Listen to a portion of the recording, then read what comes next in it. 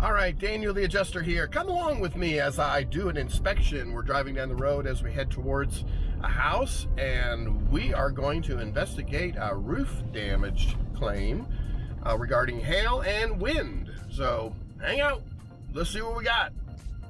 All right, coming up to the house now.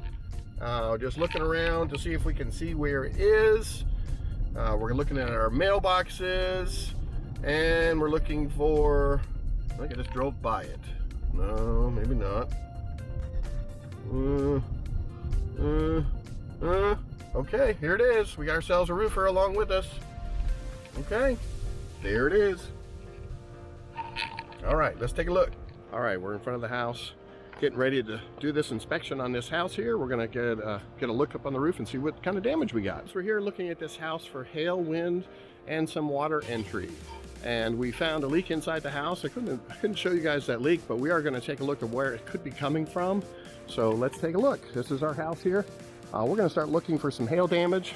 So what we do typically is walk up and look for all the soft metals and see if there's any damage here. We do see lots of dings on here, like one here, but it's got a crease in it. So I'm not gonna count that as damage. A lot of times anything that happens on the lower sides, all these other dings, these are gonna be all related to wear and tear. So you gotta look up high, and I do see one right there. Okay, do you guys see that one? That is a small ding there that would be related to hail.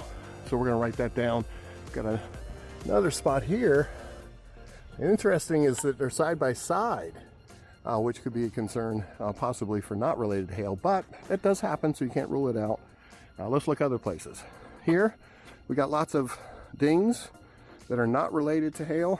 Could be basketball related. Okay, we got ourselves a basketball court.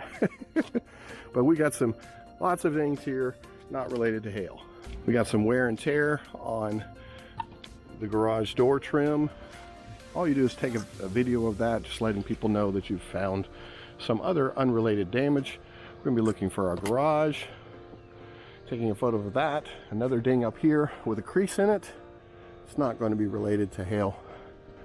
We're gonna look on our siding for any type of damage. All right, we got a gutter mark up here. Do you guys see that mark up there? That's not going to be related to hail either. So just take photos of all that. We certainly want to make sure we document all those items. Same thing down here. We got some unrelated dents down there. Okay, look at your siding. You're going to look at your screens and also your fascia. Way up here, this fascia. You're going to be looking for damages there. All right, so go around to this side. I do see one right here. I don't know if I can zoom into that, but there is a ding on the downspout right there. That's really high. It's not going to be caused by anything other than hail because it's up so high. And you can hear the clicking in my video. That's for all the videos that I'm taking. Okay, so you're going to take your left elevation after you get all your stuff on your front. Take a picture of your crawl space, letting people know this is a crawl space scenario, because that's one of the questions that we get with the type of house it is it a slab or a crawl space or a basement? This one wouldn't be a basement, but a big crawl space. All right, in the back here, we're gonna be looking for screens. Okay, way up top for screens. We're gonna be looking for any type of hail damage on those. We're gonna be looking for wind damage on the patio screens to see if there's anything that is big there. You always want to take a picture of your AC unit as well. Okay, so I'm gonna look at our downspouts. We got dings, but they are not related to hail damage. Easiest way is stick your head way up tall and you'll see those dings if they're there, and they're not. You look at your AC units, they are notorious for damages. Another downspout, different direction. So we got some damage down here. It's unrelated. And we do have a ding way up top. If you guys can see that, right up there. There is a ding. But it's got a crease in it, guys. So that could be a frisbee. It could be something unrelated. But hail damage does not cause a crease. So we want you guys to make sure you remember that. Okay, your screens. You're gonna be looking for something that's blown out. And nothing there. Just keep walking around. Okay, different direction. Now we could be looking on this side for potential hail damage if the hail came in this direction. And I don't see anything. Lots of damage down here unrelated. But nothing up there, nothing on the screens, nothing on the back screens. Siding looks good. Another downspout. We got some damage below, unrelated, same thing. Nothing up above.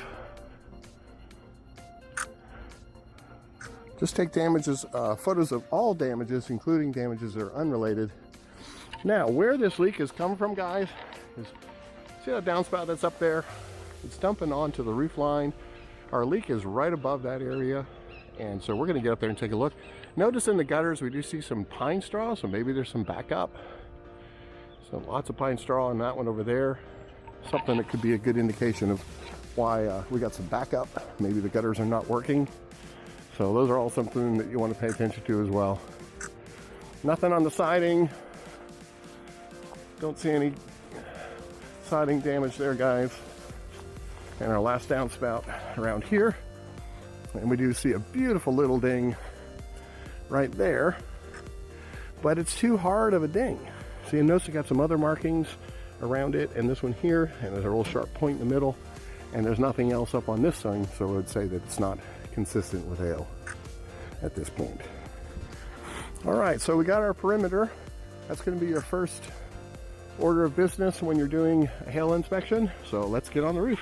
All right, guys, best way to get on this house is with two ladders. First of all, the main ladder, and then our little baby ladder we're going to use and climb up there to make sure we can get up to the second level. So let's take a look.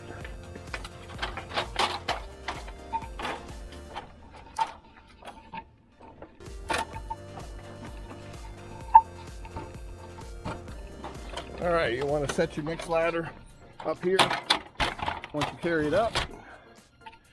All right, so we're going to set that up there when we get up there. At this point, we're going to do our first order of business. Not fall off the roof. That's the first. No, I'm going to pull out my app. I use an app. There's a Pitch Master. Okay, see this, guys? Pretty cool tool. Put it right down on the roof. Does a really great job of getting us the slope. Second, we're going to do our shingle gauge. It's going to slide up on there, make sure that we get to find out whether it's 20 year, 25 year, or 30 year. Typical shingles for this is going to be a 20 year. Next order of business is to look at how many layers. So we got 2 shingles normally means just 1 layer of shingles. Sometimes 3 will also indicate 1 layer, potentially if they did a starter separate. And we're also looking for drip edge, and there's no drip edge. This is just the standard metal bend over. All right, so guys, we jump up on this roof here. First thing we're going to be looking for is damage to our shingles due to wind and hail. But hey, this jumps right out. We see that one right away. Another one. So he's going to put a chalk mark through it. Very simple. As you find these shingles, you're going to do an overview photo. Make sure they see what we're looking at. Take a photo of that. Take a photo of the damaged shingles. And this actually would be a good roof to do the hail on because it's relatively flat. So that wouldn't be a bad idea to do our test area here because it is flat and we'll see damages very easily. All right, so there's a really good one there. You just put a mark around it. Another pretty good one there. This is a nail sticking up, guys, right here. So up underneath there, if I was to pull that shingle up, there's going to be a nail in that location. So that's a pretty good one there.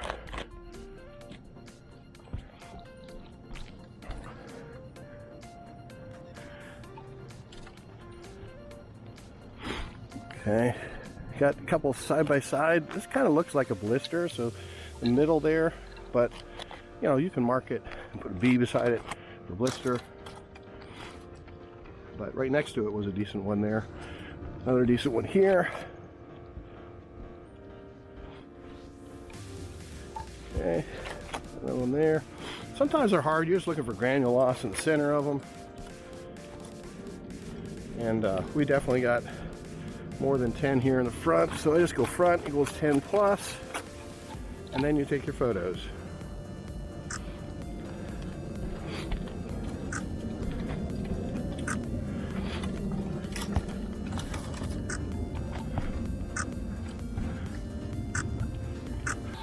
Alright, so next thing, just take your tape measure, put it beside the hail, take a photo of it. Kind of gives everybody the idea of how big. You also want to look at your flashing.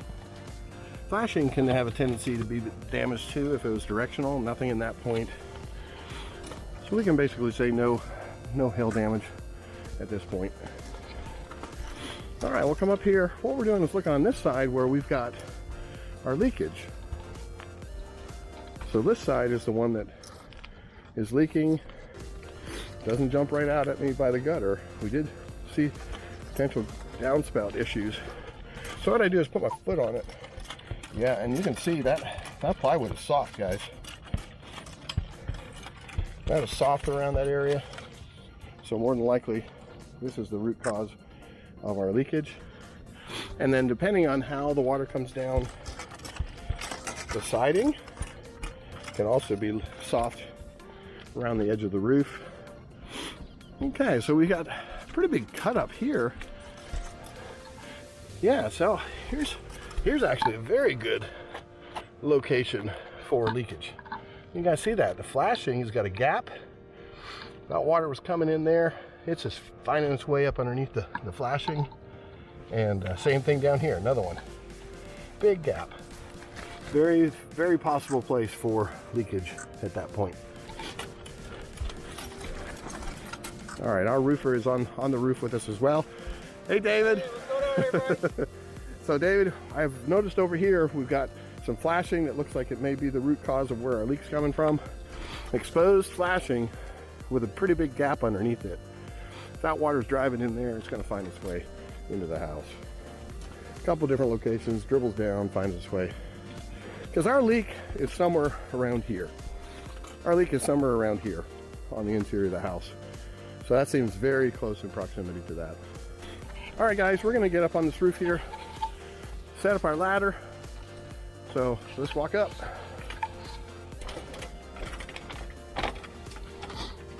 All right, so when we get to the top of the ladder, make sure you strap off your ladder. This is gonna be the safest spot to strap it off to is the gutter. All right, so take a look at this, guys. When I strap it off, that thing is a bunch of cords around that, super tight. Should have no issues with slipping. When you get up off the roof, you just take your time. When you step off, just step off gingerly. Make sure your ladder doesn't slip. Make sure you don't kick your ladder. And then right away, we're seeing some damages that are showing us some more wind damage. So again, just put a line through it. Go around, find all those damages.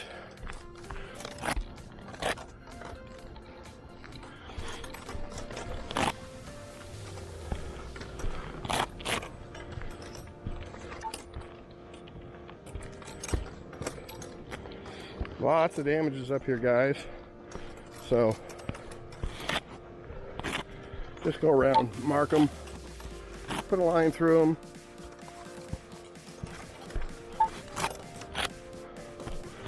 And the reason why it's important is this carrier wants an overview photo and they want to see the chalk lines.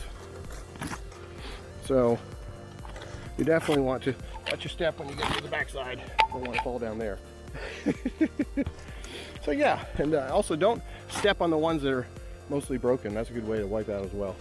But no, when you do an overview photo, this carrier wants to see the chalk marks so they can make a decision about whether there's enough damage or scattered damage to total the roof. This left side only had one, and I don't see any hail damage on this side at all. Okay, so on the front, 1, 2, 3, 4, 5, 6, 7, 8, 13, 14, 15, 16, 17, 18, 19, 20. I have 20 shingles, and our waste factor is going to take into consideration more. So we just put in 20 wind, and then it's going to give 10 to 15% waste on top of that for the repair, if it is a repair. Or if it's a replacement, they're going to do, you know, the 10% for the whole roof. So we already did our front slope down for hail inspection on the lower level. Now we're just going to look for stuff here on the right.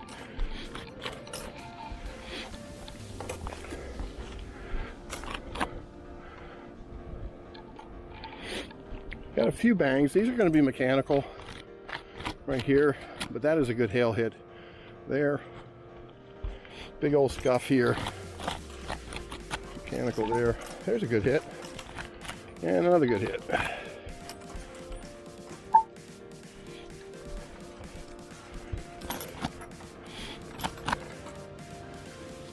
So just have to look around. Sometimes go back to the same area twice. Just look again, get your fresh eyes looking at it again. Great hit right there. So we definitely got some hits on the right side.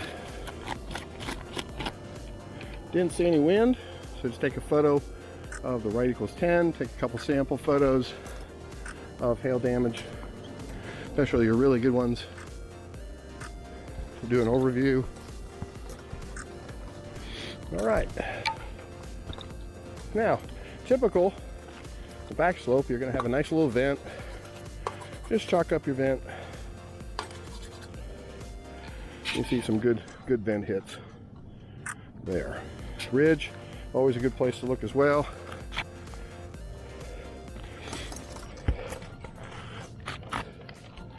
That's a nice flat surface. It's going to get hit. Depending on the size, damage, you can have a few good hits there as well. Okay, back slope. Actually got a missing shingle right there. So actually one down there too. So we got some wind damage on the back side. Now don't forget, guys, remember, look at your view. We're not as high. I would have loved to have been up on that house up there. There's great peaks up there. That would get us a better view. We're kind of down in the hole, big hill, down on a hole, so we don't get to see everything as pretty as here, but still, great view. That's a 3-story drop, guys. This is 1 story, the porch is a 2nd, and it's a 2-story porch. That's 3 stories down there as well. We're up in the trees. Beautiful blue sky. A little cold today, but it's a beautiful day to inspect a roof. So right here on the back side, we can see right away, nice big wind. Just write a B on it for now. What I do a B for the first one that I choose on the back slope, because that tells me I've switched slopes from the last photos on my camera, and tells me immediately that I've moved into the back slope. Just a quick note there. Your first shingle, you just put the slope that you're on. First photo you take, so you know that you switch sides. Makes it easier when you're organizing your photos. All right, so just go up and down, looking for damage. A little bit harder to see on the back side because of the sun, but it's here. Just have to look for it. And see how I'm going up and down every 4 feet over, and then that way you're covering everything that you see. That's just the way I do it. Makes it easier so you don't miss anything.